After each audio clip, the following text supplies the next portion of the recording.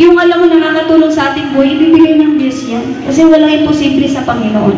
Lahat kaya niya pong gawin. Amen. Kaya church, huwag po tayong hiwalay sa Lord. Lalo pag Sunday, huwag po tayong hiwalay sa Panginoon. Dahil, alam mo yun, minsan lang po ang linggo sa isang linggo. Tama ba? Minsan lang isang linggo sa isang linggo. Amen. Kasi dyan lang natin nararanasan at dyan po natin na ibibigay ang ating pong obligasyon sa Panginoon. So, yan lang po.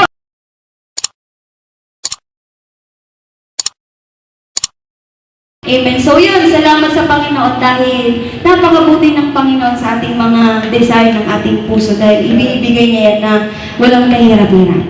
Tayo po'y tumako na sa pangako ng Panginoon, sa kanyang maikling pangako sa 1 Corinthians chapter 1, verse 4 to 9. So, basahin po natin, makipagbukas po ako sa inyo sa aklat po ng unang Korinto, chapter 1, verse 4 to 9. So, ang sabi po dito, ang pangako ng Diyos, ang mga pagpapala mula kay Kristo.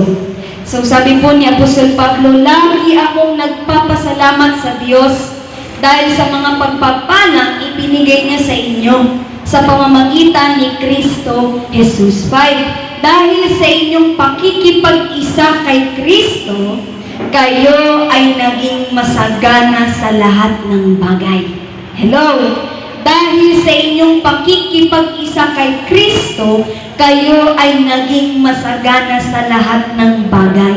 Maging sa pananalita at sa kaalaman. Ang katotohanan tungkol kay Kristo ay pinagtibay sa inyo. 7. Kaya hindi kayo nagkukulang sa anumang pagpapala habang hinihintay ninyo ang pagbabalik ng ating Panginoong Hesukristo. 8. Kayo'y gagawin niyang matatag hanggang wakas upang matagpuan kayong walang kapintasan sa araw ng ating Panginoong Hesukristo. 9. Tapat ang Diyos na tumawag sa inyo upang makipag-isa sa kanyang anak na si Jesucristo na ating Panginoon. Palakpakan nga po natin ang Diyos sa kanyang pagbabasa sa kanyang pong salita. Na church, nakita po natin yung mga patotoo po, amen, sa ating buhay. Kagaya po ng patotoo po ni Mama Annabel kanina na nakita nyo naman po noon, nung wala pa po siya sa Panginoon, ay yung mga bagay na meron siya, ay hindi niya nakakamtang, hindi niya natatanggap nun. Pero nung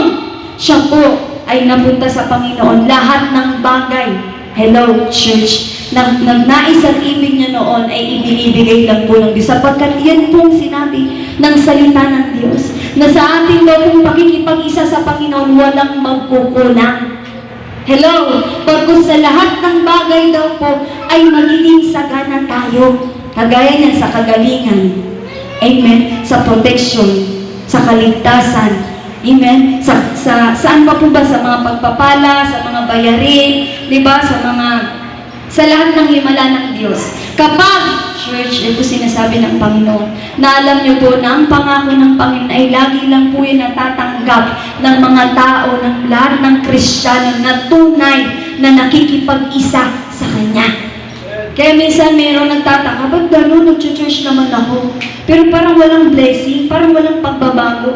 Bakit puro kapahamakan, puro kalungkutan, puro kabigat? Alam niyo, church, minsan kasi tatanungin natin ang ating sarili, kung tunay ba tayong nakikipag-isa, tunay na mayroong relasyon sa Diyos. Hello? Kasi pag hindi tayo nakakonect, kagaya niyan sa puno, kung tayo po'y mga sanga, kung hindi po tayo nakakonect sa puno, sa tingin mo ba mamumunga ka? Sa tingin mo ba kung bulaklak ka, mamumulaklak ka? Gaganda ka? Di ba hindi? Ganun din po sa Panginoon. Kung gusto po natin makamtam ang lahat ng ipinangako ng Diyos, kung ayaw po natin magkulang sa buhay na ito, palagi po natin naisip na merong connection at pakikipag-isa sa Panginoon. No, huwag po tayong mawala pag Sunday, huwag po tayong mawala pag gawain ng Panginoon, lalo yung ating mga yung ating pakikipagrelasyon, pakikipag-usap sa Panginoon. Then, alam niyo yun, alam niyo ang ating pong obligasyon ay tumawag at humingi sa Panginoon. At ang Diyos naman po ay siya naman po magbigay, magpala, magpagaling, mag-ingat sa atin araw-araw. Kaya nga dapat po ang pananalangin na hindi nawawala sa ating buhay. Kasi yan po alam niyo yun, ayan po ang magiging shield ng ating buhay. Hello, sa lahat, sa araw-araw po natin. Kasi diyan po, binabase ng Panginoon kung paano kanya pagpapalain. Ano bang hiningi mo ngayon? Diba? Kung wala kang hiningi, anong bibigay ng Panginoon? Amen. Ganun lang po sa Panginoon. Kaya church, sa ating pong pakikipag-isa sa Panginoon ay huwag po natin hayaan. Hello, na maputol iyon. Kasi yan po ang susi ng pagdaloy po ng lahat ng pagpapalang inihanda ng Diyos sa bawat isa sa atin. Amen po ba? So dapat po wala pong magkakat ng relasyon sa Diyos kahit napakahirap. Kasi alam mo sa reality ng buhay ngayon, maraming pressure. Marami talagang pressure. Noon naman, hindi naman ako nape-pressure, pero ngayong 25 na ako, parang nape-pressure na ako.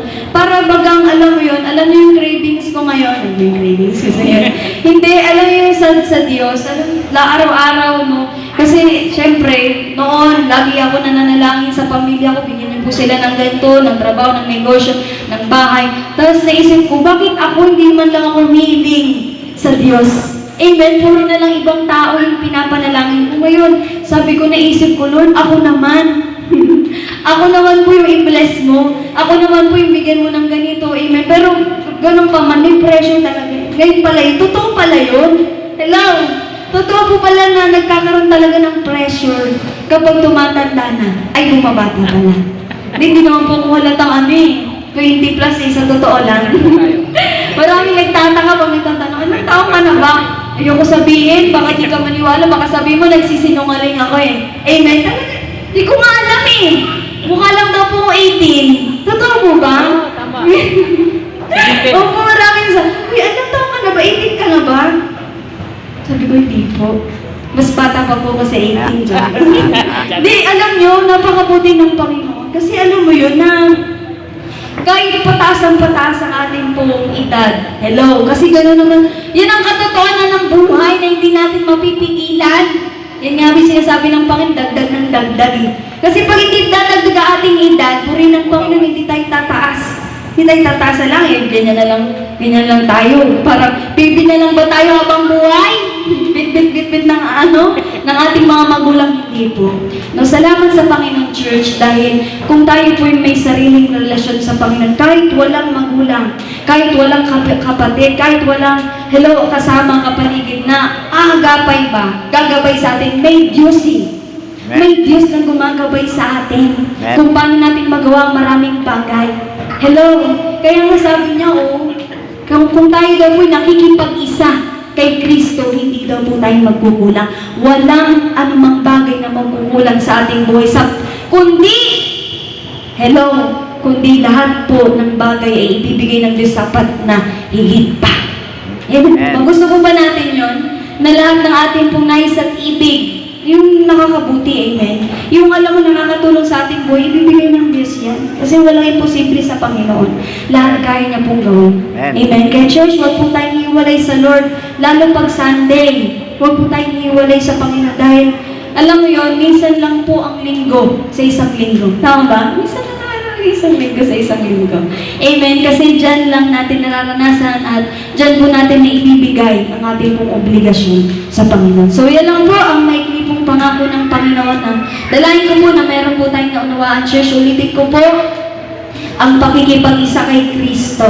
Ang magiging daluyan ng lahat ng pagpapala sa ating buhay. So, yun lang po. Palapahan po natin ang Diyos sa buhay.